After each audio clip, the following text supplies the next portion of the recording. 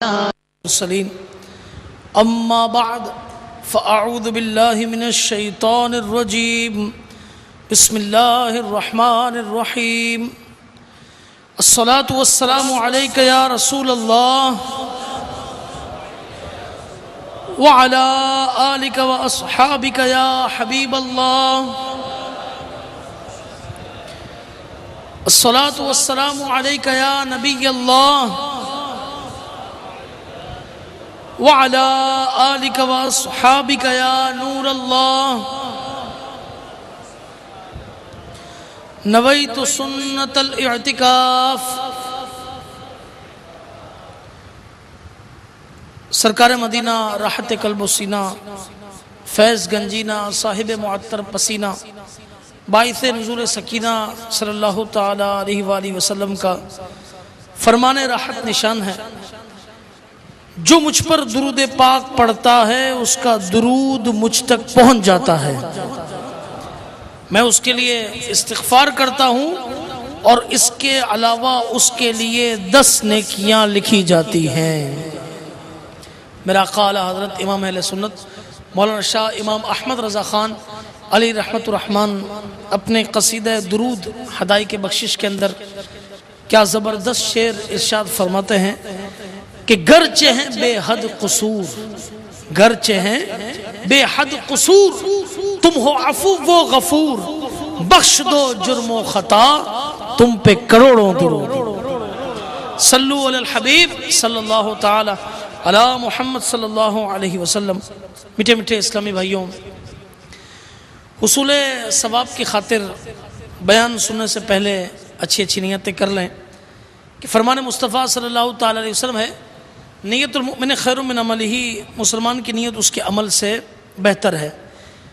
بغیر اچھی نیت کے کسی بھی عمل خیر کا ثواب نہیں ملتا، اور جتنی اچھی نیتیں زیادہ اتنا ثواب بھی زیادہ۔ اور چونکہ آج جمعۃ المبارک کا مبارک دن ہے، ویسے ہی ایک نیکی کا ثواب یہ 70 گنا کر دیا جاتا ہے، اس نیکی کو بھی حاصل کی جائے۔ یوں ہی کئی مرتبہ یا جمعۃ المبارک سے قبل بیان کا موقع ملا تو کئی اسلامی بھائی جو یہاں پر جمعہ پڑھنے کے لیے آتے ہیں وہ کہتے ہیں ہم دیکھتے رہتے ہیں جیسے بیان ختم ہونے والا ہوتا ہے ایسے نکلتے ہیں۔ تو یاد رکھیے کہ جمعۃ المبارک کے دن جب آپ گھر بیٹھے بیان سن رہے ہیں، اپنے آفس میں بیٹھ کر بیان سن رہے ہیں، یا کسی بھی ذریعے سے آپ اس رابطے میں ہیں کہ یہاں پر بیان جاری ہے، تو جلد آ جائیے مسجد کے اندر، کہ جو جمعے کے دن جتنا جلدی آ جاتا ہے اس کو اتنا زیادہ ثواب حاصل ہوتا ہے۔ جلدی آ جائیے اور جلدی آ کر یہاں پر عاشقان رسول کے ساتھ بیٹھ کر بیان کو سنیے، تو انشاءاللہ تبارک و تعالی اس کی برکتیں بھی مزید ملیں گی۔ یوں ہی اپنے ثواب کو مزید بڑھانا چاہتے ہیں تو اگلی صفوں میں آ کر بیٹھے، کہ جو جتنا آگے بیٹھے گا جمعۃ المبارک کے دن اور عام نمازوں میں بھی، اس کو اتنا ہی زیادہ ثواب بھی ملے گا انشاءاللہ تبارک و تعالی۔ اس ثواب کو بھی حاصل کیجئے، لہٰذا اچھی نیتیں کر کے کئی زیادہ گنا ثواب حاصل کیا جا سکتا ہے۔ تو یہ نیت اچھی کر لیں کہ انشاءاللہ تعالی نگاہیں نیچی کیے خوب کان لگا کر بیان سنوں گا انشاءاللہ۔ ٹیک لگا کر بیٹھنے کے بجائے علم دین کی تعظیم کی خاطر جہاں تک ہو سکا 2 زانوں بیٹھوں گا، ضرورتاً سمٹ سرک کر دوسروں کے لیے جگہ کشادہ کروں گا، دھکا وغیرہ لگا تو صبر کروں گا، گھورنے جھڑکنے اور الجھنے سے بچوں گا۔ صلو علی الحبیب، اذکر اللہ، توبو الی اللہ وغیرہ سن کر ثواب کمانے اور صدا لگانے والوں کی دل جوئی کے لیے بلند آواز سے جواب دوں گا انشاءاللہ۔ اور جمعۃ المبارک کا دن ہے، نماز کے بعد صلاۃ و سلام بھی ہوتا ہے، یہ بھی نیت کریں کہ صلاۃ و سلام کے بعد خود آگے بڑھ کر لوگوں سے سلام و مصافحہ کروں گا انشاءاللہ تعالی۔ جن کی نیت یہ بنتی ہے کہ صلاۃ و سلام میں رکیں گے وہ یہ بھی نیت کریں گے انشاءاللہ تعالی جمعے کا بیان بھی سنوں گا، خطبہ بھی سنوں گا، نماز بھی پڑھوں گا انشاءاللہ تعالی، صلاۃ و سلام اور درود پاک بھی پڑھوں گا، اور مسلمانوں کو سلام کرتا ہوا پھر دوبارہ یہاں سے پلٹوں گا انشاءاللہ تعالی۔ ٹھیک ہے، اس کی برکتیں اللہ نے چاہا تو انشاءاللہ عز و جل ضرور حاصل ہوں گی۔ آج سب سے پہلے تو بیان شروع کرنے سے قبل اللہ تبارک و تعالی کا ہم شکر ادا کرتے ہیں۔ مدنی چینل پر جو ناظرین ہیں، یہاں جو بیٹھے ہوئے ہیں، ان سب سے میں گزارش کروں گا کہ ایک مرتبہ کہیے الحمدللہ رب العالمین۔ اللہ تعالیٰ کا لاکھ لاکھ احسان کہ الحمدللہ دعوت اسلامی کا 3 روزہ سنت و بھرا عظیم الشان فقید المثال ہزارہ ہزار اسلامی بھائیوں کی شرکت، یہ بنگلہ دیش کے شہر ڈھاکہ میں، اس کے کیپٹل میں یہ اختتام پذیر ہوا، اور الحمدللہ امید کرتا ہوں میں کہ وہاں سے عاشقان رسول کے مدنی قافلے یہ اس وقت تیاری کر رہے ہوں گے اور سفر اختیار کرنے کی کوششیں کاوشیں یہ جاری ہوں گی انشاءاللہ عز و جل۔ تو اللہ تعالیٰ کا لاکھ لاکھ احسان کہ اللہ کرم ایسا کرے تجھ پہ جہاں میں اے دعوت اسلامی تیری دھوم مچی ہوں، آمین آمین۔ میٹھے میٹھے اسلامی بھائیوں، جمعہ کا مبارک دن ہے، اور آج بیان میں انشاءاللہ عز و جل میں آپ کو اصحاب کہف کا واقعہ سناؤں گا۔ اللہ تبارک و تعالی نے قرآن کریم کی مختلف صورتوں میں پچھلی امتوں کے سبق آموز واقعات، ان پر نازل ہونے والی نعمتیں، اسی طریقے سے ان پر کیے گئے عذابات اور مختلف حیرت انگیز عجائبات اور نشانیوں کا بیان فرمایا ہے۔ اصحاب کہف رضوان اللہ تعالی علیہم اجمعین کا واقعہ بھی عجائبات قرآن میں سے ایک تعجب خیز اور انتہائی سبق آموز واقعہ ہے، جس کا ذکر قرآن مجید فرقان حمید کے 15ویں پارے کی سورہ کہف میں یہ موجود ہے۔ 15ویں پارے سے یہ سورت کا آغاز ہوتا ہے، 16ویں پارے میں یہ ختم ہوتی ہے۔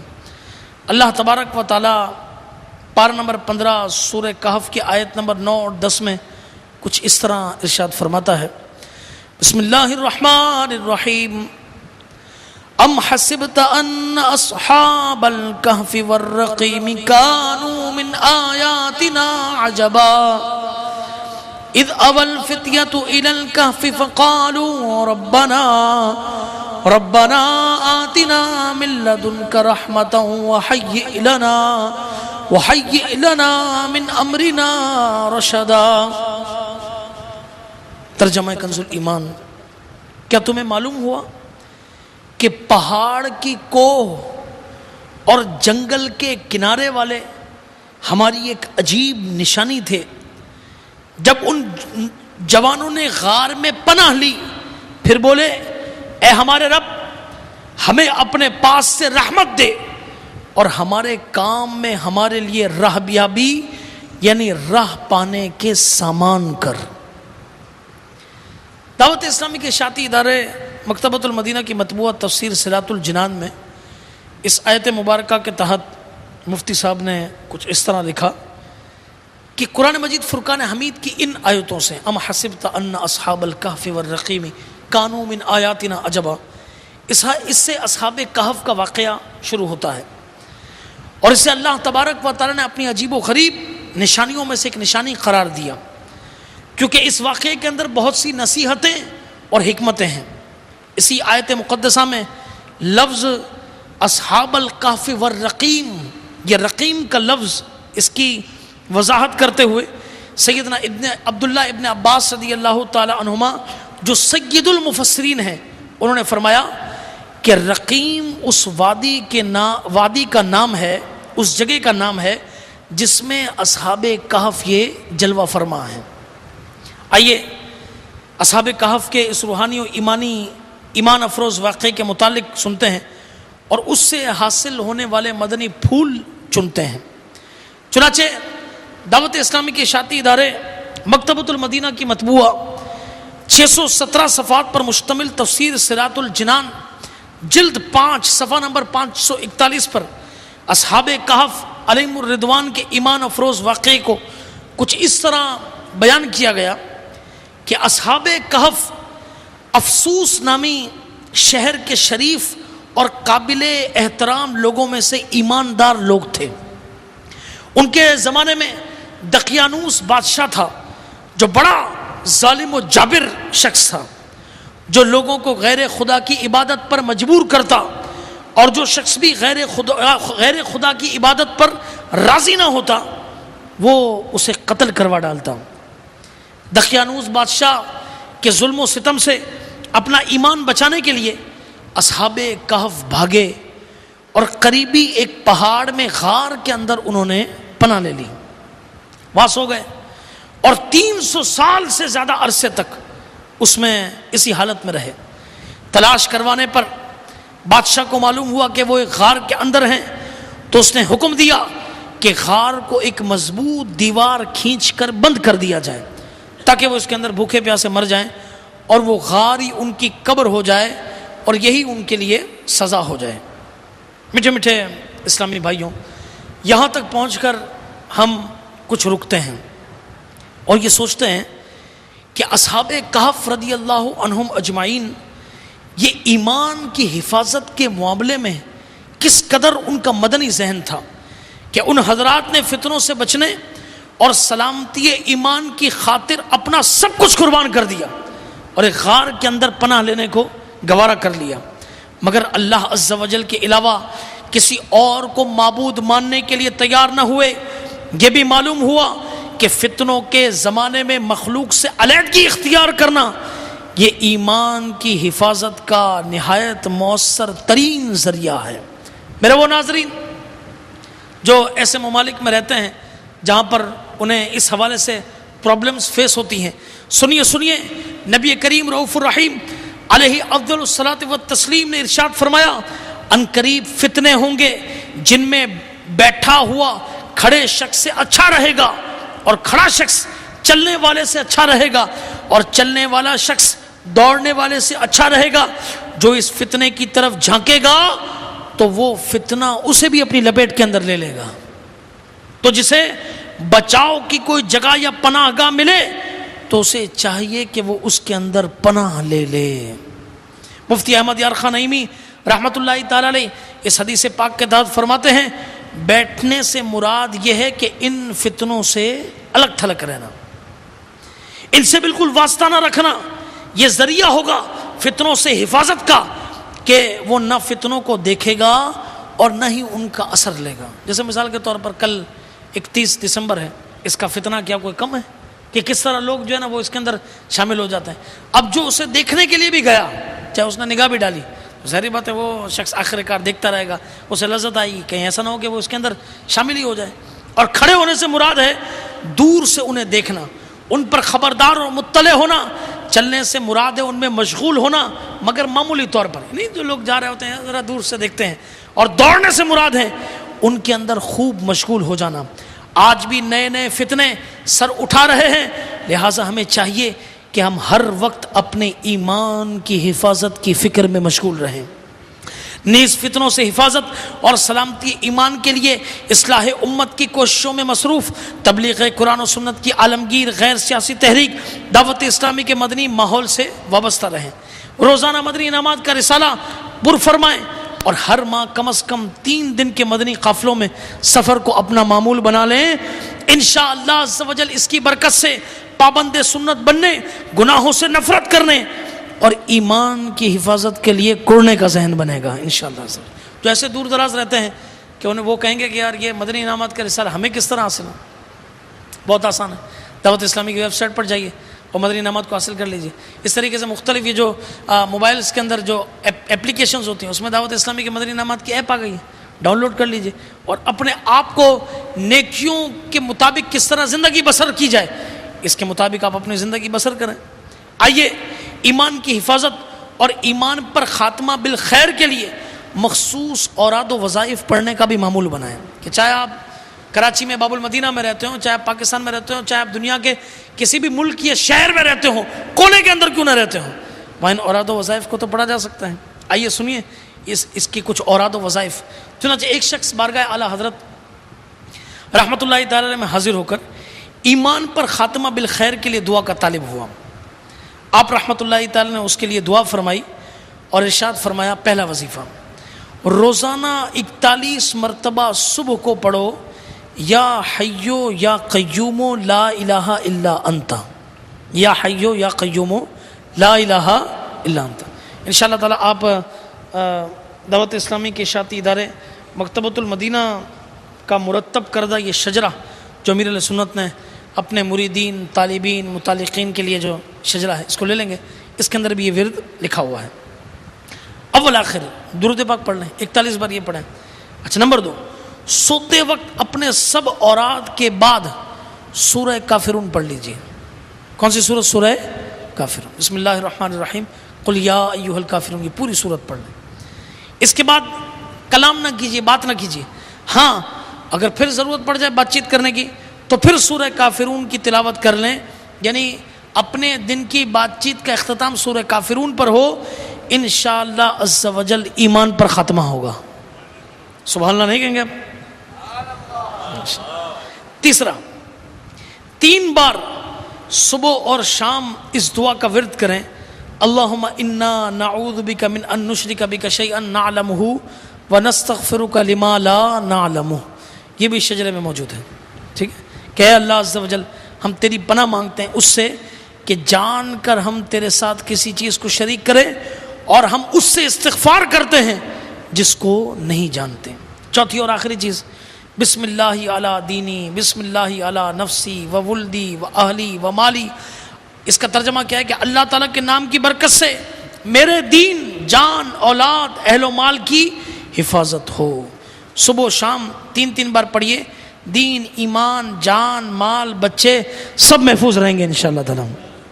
اچھا اب یہاں پر صبح و شام ہے تو صبح کو کیا کریں گے؟ صبح 10 بجے اٹھ کے پڑھ لیں، تو بھی صبح ہے نا، 10 بجے اٹھ کر پڑھ لیں تو صبح۔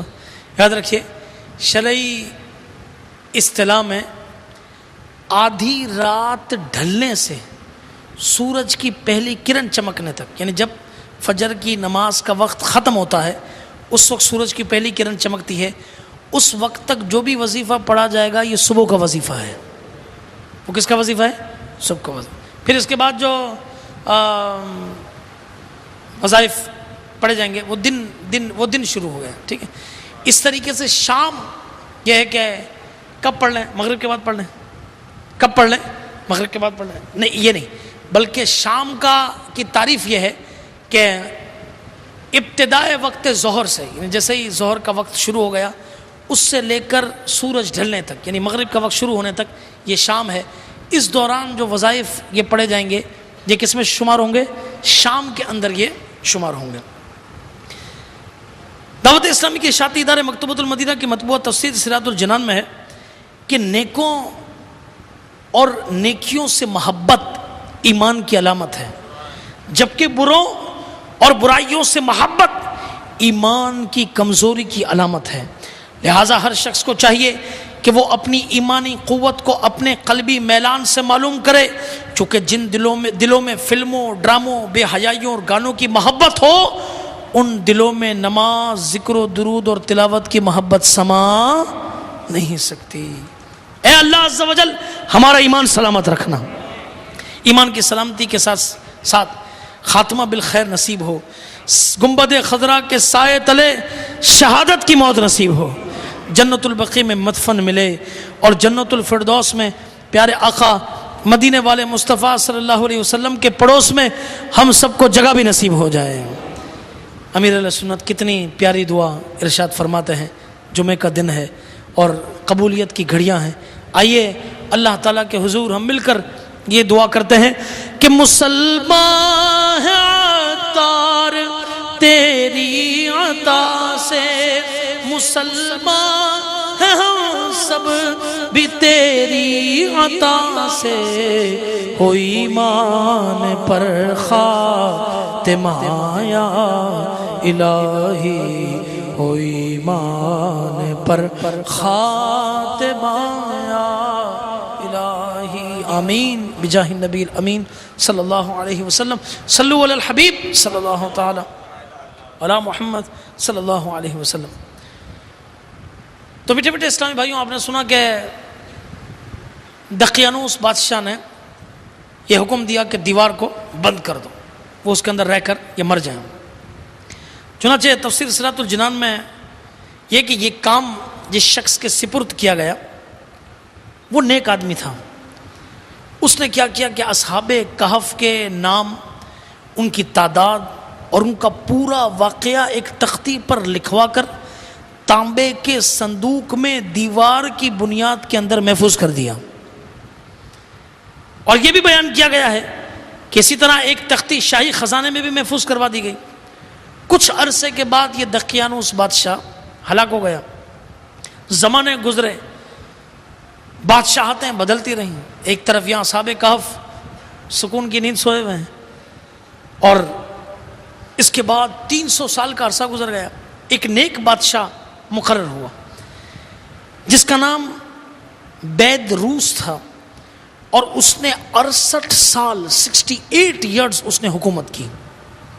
اس کے دور حکومت میں ملک کے اندر فتنہ و فساد ہونا شروع ہو گیا، اور بعض لوگوں نے مرنے کے بعد اٹھنے اور قیامت آنے کا انکار کرنے لگ گئے، اس کے منکر ہو گئے۔ بادشاہ ایک تنہا مکان میں بند ہو گیا، اور اس نے گریہ وزاری کرتے ہوئے بارگاہ الہی عز و جل میں دعا کی کہ یا رب عز و جل کوئی ایسی نشانی ظاہر فرما جس سے مخلوق کو مردوں کے اٹھنے اور قیامت آنے کا یقین حاصل ہو جائے۔ اسی زمانے میں ایک شخص نے اپنی بکریوں کے لیے آرام کی جگہ حاصل کرنے کے لیے اسی غار کا انتخاب کیا جس میں اصحاب کہف موجود تھے۔ پھر اس نے دیکھا کہ یہ غار ہے، اس کے آگے دیوار لگی ہوئی ہے، تو چلو اس کو گرا دیتا ہوں۔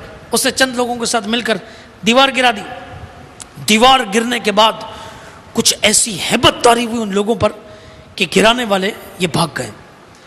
اصحاب کہف رضی اللہ عنہم اجمعین اللہ تعالیٰ کے حکم سے خوشی خوشی اٹھے، چہرے تر و تازہ، طبیعتیں خوش اور زندگی تر و تازگی، یعنی طبیعتیں خوش تھی اور زندگی تر و تازگی یعنی یہ بدستور برقرار تھی۔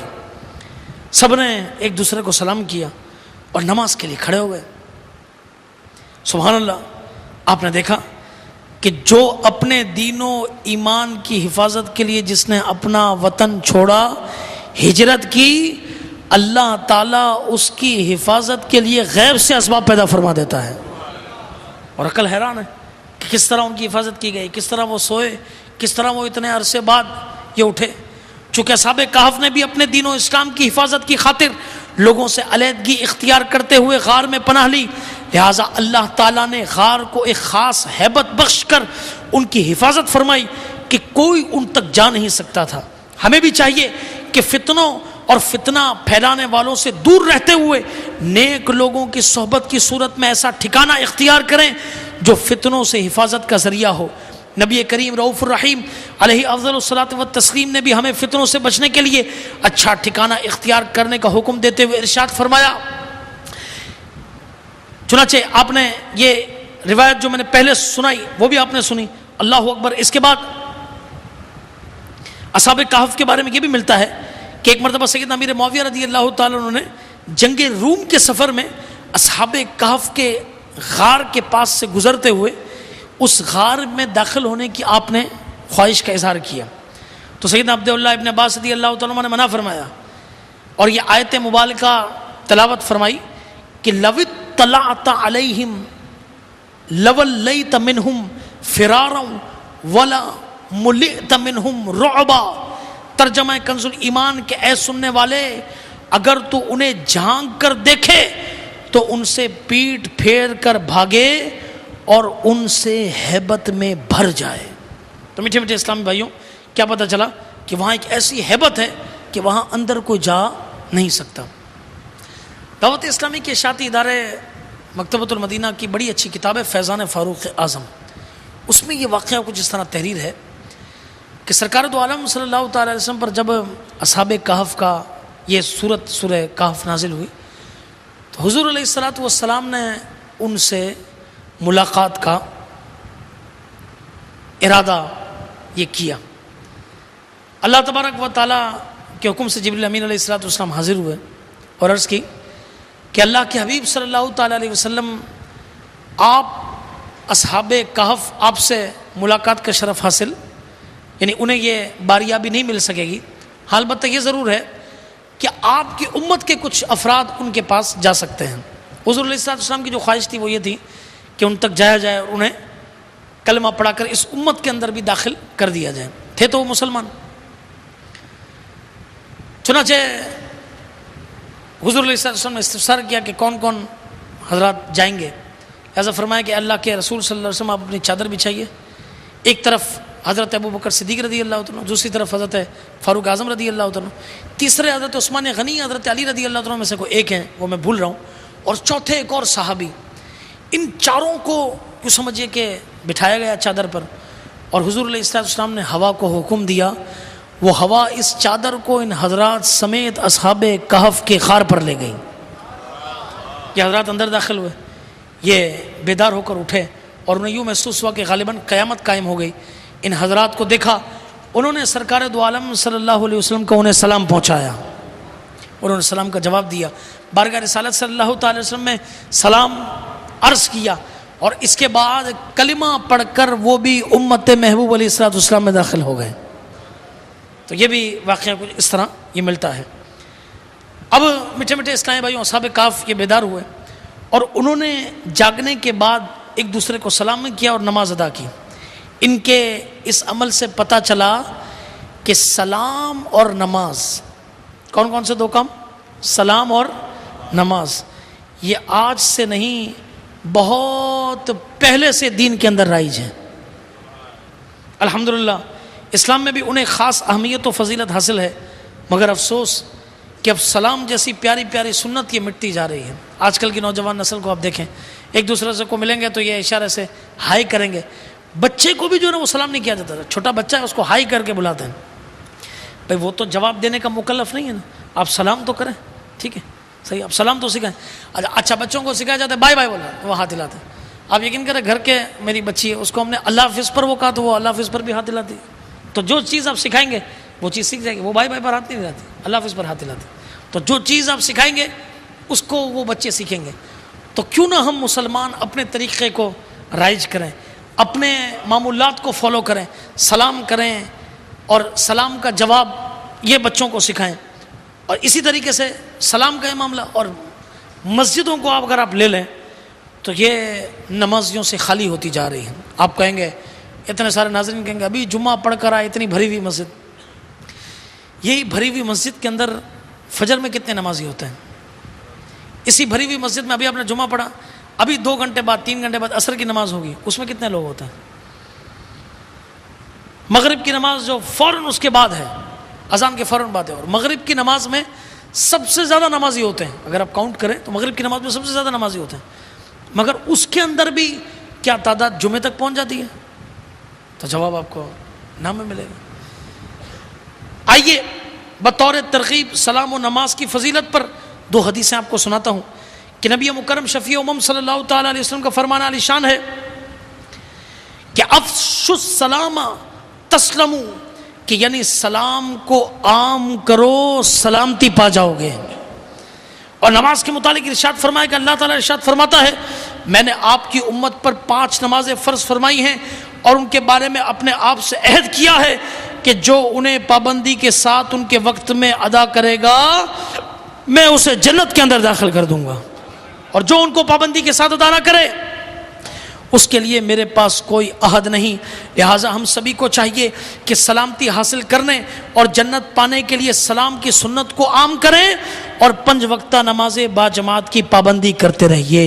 آئیے اس جمعے کے مبارک دن یہ نیت کرتے ہیں کہ مولا تیرا شکر ہے تو ہمیں نماز جمعہ کی توفیق عطا کی، آج کے بعد ہماری کوئی نماز قضا نہیں ہوگی انشاءاللہ۔ 5 نمازیں با جماعت تکبیر اولیٰ کے ساتھ ادا کرنے کی کوشش کریں گے انشاءاللہ عز و جل۔ ایک مرتبہ محبت کے ساتھ درود شریف صلو علی الحبیب صلی اللہ تعالی علی محمد صلی اللہ علیہ وسلم۔ تو میٹھے میٹھے اسلامی بھائیوں، اب اصحاب کہف یہ نماز سے فارغ ہوئے اور ان میں سے ایک حضرت یملیخا سے کہا کہ آپ جائیے اور بازار سے کچھ کھانے کو لائیے اور یہ خبر بھی لائیے کہ دقیانوس بادشاہ ہم لوگوں کے بارے میں کیا ارادہ رکھتا ہے۔ وہ بازار گئے، انہوں نے شہر کے دروازے پر، وہ تو جو چھپ کر بیٹھے تھے اس بادشاہ سے، اب دیکھ رہے ہیں کہ شہر کے دروازے پر ایک زبردست اسلامی علامت دیکھی اور وہاں نئے نئے لوگ پائے۔ یہ دیکھ کر انہیں تعجب ہوا کہ کیا معاملہ ہے، کل تک تو کوئی شخص اپنا ایمان ظاہر نہیں کر سکتا تھا، آج اسلامی علامتیں ظاہر ہیں۔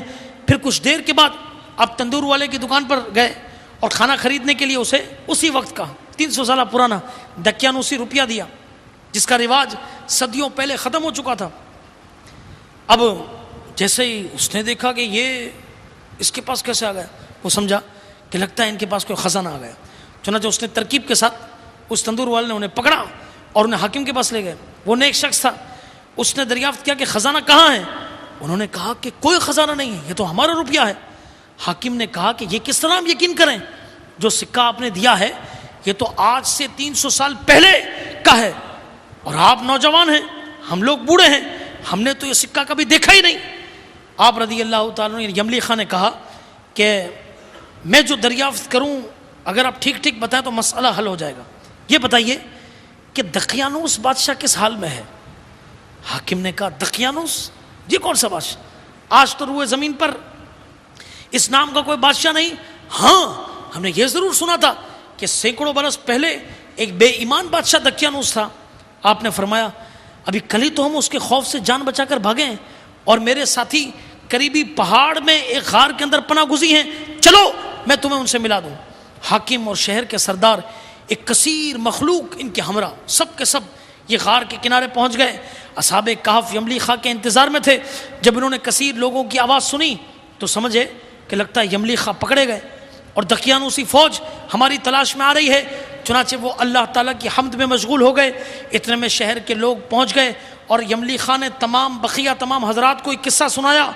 ان حضرات نے سمجھ لیا کہ اللہ تعالیٰ کے حکم سے ہم اتنا طویل عرصہ یعنی 300 سے زائد سال تک سوئے رہے ہیں، اور اب اس لیے اٹھائے گئے ہیں تاکہ اس وقت کے لوگوں کو پتہ چل جائے کہ موت کے بعد بھی آدمی زندہ ہو سکتا ہے، اور یہ دلیل اور نشانی بن جائے۔ جب حاکم شہر غار کے کنارے پہنچا تو اس نے تانبے کا صندوق دیکھا، اس کو کھلوایا تو تختی برآمد ہوئی۔ اس تختی میں اصحاب کہف اور ان کے کتے کا نام بھی لکھا ہوا تھا۔ خلیفہ مفتی اعظم ہند شیخ الحدیث حضرت علامہ عبد المصطفیٰ اعظمی رحمۃ اللہ تعالی فرماتے ہیں اصحاب کہف کی تعداد میں جب لوگوں کا اختلاف ہوا تو اللہ تبارک و تعالی نے قرآن مجید فرقان حمید کی آیت نازل فرمائی، پار نمبر 15 سورہ کہف کی آیت نمبر 22۔ بسم اللہ الرحمن الرحیم قل ربی عالم بعدتہم ما یعلمہم الا قلیل۔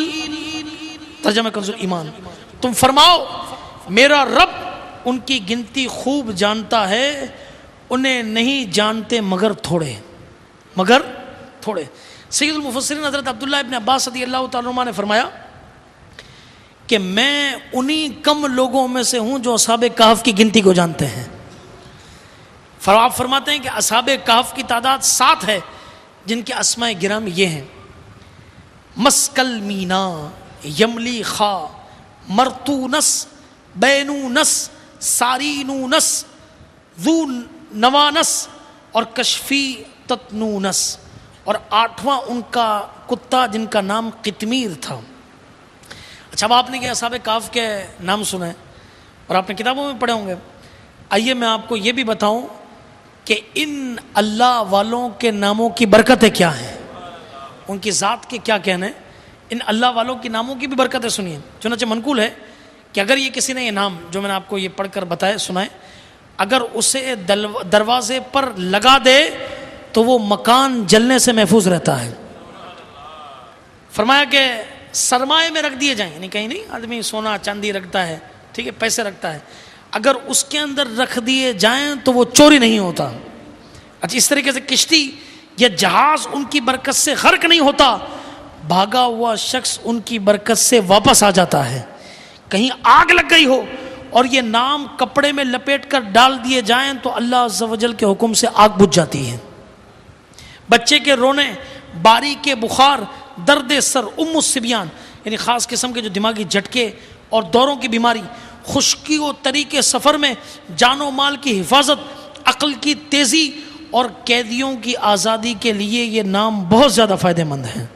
اب آپ کہیں گے یہ نام ہمیں کیسے ملے؟ تو یہ تعویذات عطاریہ کا بستہ مرحبا، آپ انہیں کہیے کہ آپ کو انشاءاللہ تعالیٰ اصحاب کہف کے ناموں کا تعویذ یہ دے دیں گے، پہن لیں، گھر میں لگانے کے لیے تو لگا لیں، رکھ کر جن جن چیزوں کے استعمال کے لیے انہیں کہیں اس کے لیے چاہیے، انشاءاللہ تعالیٰ آپ کو یہ مل جائے گا۔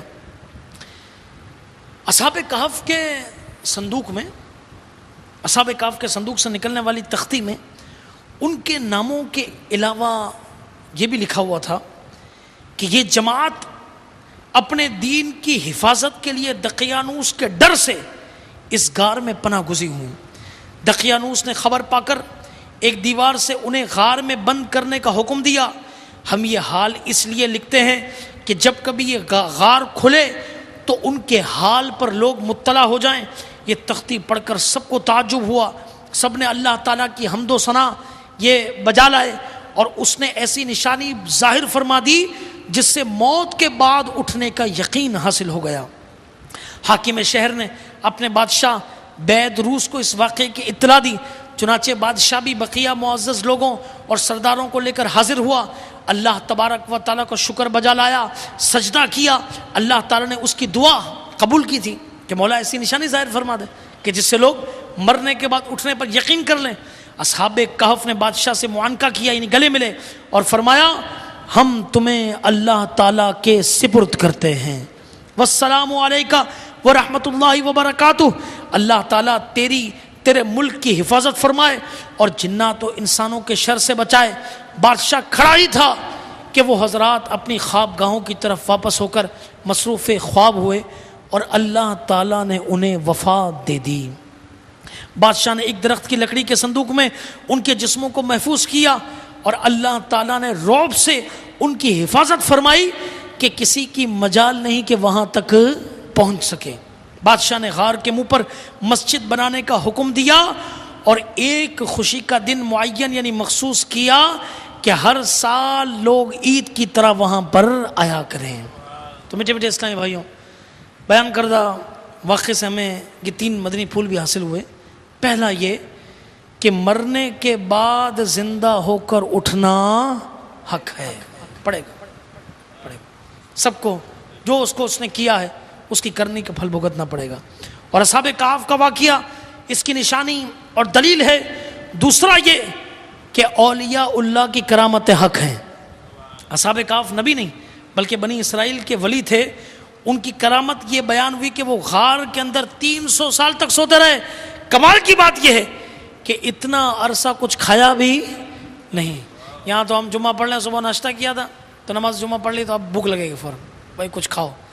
ابھی تو کھایا، ابھی رات مغرب ہوگی تو پھر دوبارہ پیٹ مانگنا شروع کر دے گا کہ بھائی کھاؤ، اور بے غذا سوئے۔ اچھا، اور فنا بھی نہیں ہوئے، یہ کرامت ہے ان کی۔ یہاں یہ بات ذہن نشین رہے کہ کرامت سوتے میں بھی ظاہر ہو سکتی ہے، ولی کی کرامت سوتے میں بھی ظاہر ہو سکتی ہے، اس کے لیے ولی کا جگہ ہونا ضروری نہیں ہے۔ جیسا کہ دعوت اسلامی کے اشاعتی ادارے مکتبۃ المدینہ کی تفسیر صراط الجنان میں ہے کہ کرامت ولی سے سوتے میں بھی ظاہر ہو سکتی ہے، اور اسی طرح بعد موت بھی، کیونکہ ان کے جسموں کو نہ مٹی کھائے گی کہ یہ کرامت اولیاء ہے۔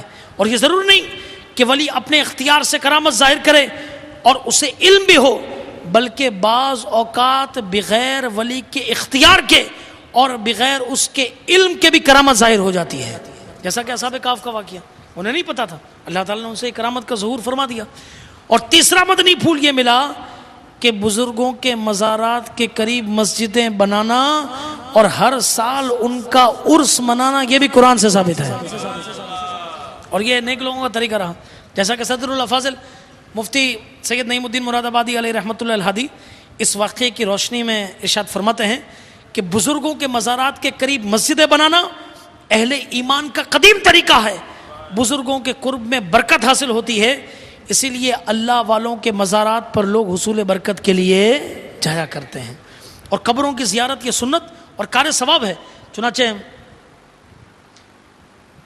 حدیث پاک کی کتاب ہے، اس کے اندر یہ لکھا ہے کہ تاجدار رسالت شہنشاہ نبوت صلی اللہ علیہ وسلم ہر سال کے آغاز میں شہدائے احد علیہم الرضوان کی قبروں کی زیارت کو تشریف لے جاتے تھے اور ان کے لیے دعا فرماتے تھے کہ سلامتی ہو تم پر رائے حق میں تمہارے صبر کرنے کے سبب، اور کیا ہی اچھا ہے آخرت کا گھر جو تمہیں اس کے بدلے میں عطا ہوا۔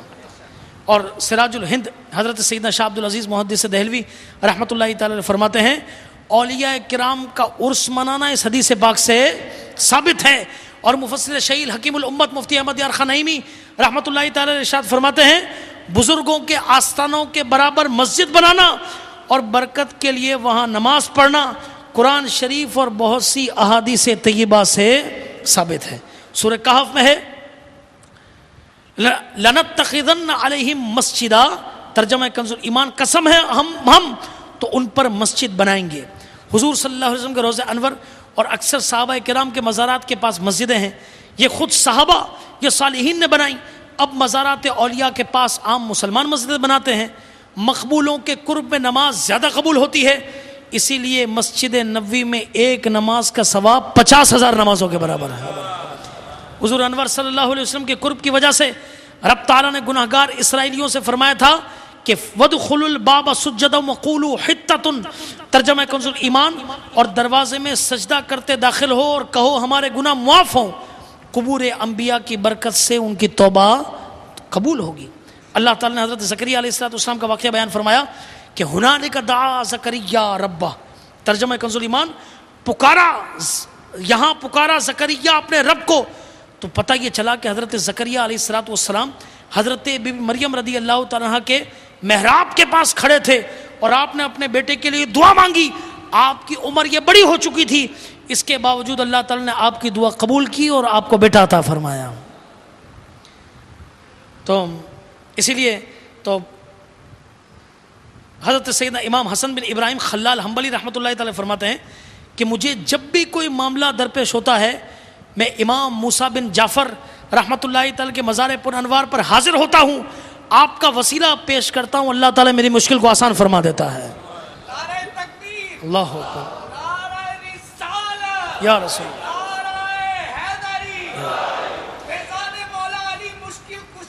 جاری رہے۔ شافیوں کے امام شافعی رحمۃ اللہ تعالی فرماتے ہیں مجھے جب بھی کوئی حاجت پیش آتی ہے شافعی کیا فرماتے ہیں، مجھے جب بھی کوئی حاجت پیش آتی ہے تو میں 2 رکعت نماز ادا کر کے امام اعظم ابو حنیفہ رضی اللہ تعالیٰ کے مزار پر انوار پر جا کر اللہ سے دعا مانگتا ہوں، اللہ تعالیٰ میری حاجت کو پورا فرما دیتا ہے۔ حضرت یحییٰ بن سلیمان فرماتے ہیں کہ مجھے ایک روز ایک حاجت پیش آئی، کافی تنگ دست تھا، معروف کرخی رحمۃ اللہ تعالی کی قبر انور پر میں نے حاضری دی، 3 بار سورہ اخلاص کی تلاوت کی، اس کا ثواب آپ کو اور تمام مسلمانی کی روح کو پہنچایا۔ فرماتے ہیں کہ میں اس حال میں واپس آیا کہ میرا وہ معاملہ پورا ہو چکا تھا۔ حضرت عبد الرحمن بن زہری رحمۃ اللہ تعالی فرماتے ہیں کہ سیدنا معروف کرخی رحمۃ اللہ تعالی کے مزار کی حاضری مرادیں پوری ہونے کے لیے مجرب ہے، اور جو کوئی ان کے مزار کے پاس 100 مرتبہ سورہ اخلاص کی تلاوت کرے پھر اللہ تعالیٰ سے سوال کرے، اللہ تعالیٰ اس کی حاجتوں کو پورا فرمائے گا۔ تو میٹھے میٹھے اسلامی بھائیوں، یہی دعوت اسلامی فیضان اولیاء ہے، اللہ تعالیٰ ہم سب کو نصیب فرمائے۔ آپ یہ چاہتے ہیں کہ مزید فیض حاصل ہو تو مدنی قافلوں کا سفر اختیار کیجیے۔ الحمدللہ ہمارے مدنی قافلوں کی خصوصیت ہے کہ جہاں مدنی قافلہ جاتا ہے اور اس شہر میں، اس قصبے میں، اس گاؤں میں، اس ملک میں اگر کسی بزرگ کا مزار ہوتا ہے تو کوشش کی جاتی ہے کہ وہاں پر جا کر حاضری بھی دے اور وہاں جا کر دعائیں بھی کی جائیں۔ اور آپ مزید چاہتے ہیں کہ آپ کا شوق و ذوق بڑھے تو کتاب فیضان مزارات اولیاء اس کو آپ ضرور مکتبۃ المدینہ سے حاصل کریں، انشاءاللہ تعالی اس کی برکتیں بھی حاصل ہوں گی۔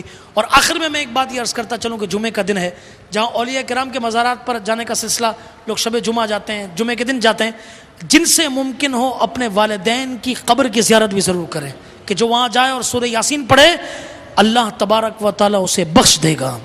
اللہ تعالیٰ ہم سب کو آج کے دن کی برکت عطا فرمائے، آمین، بجاہ النبی الامین صلی اللہ تعالی علیہ وسلم۔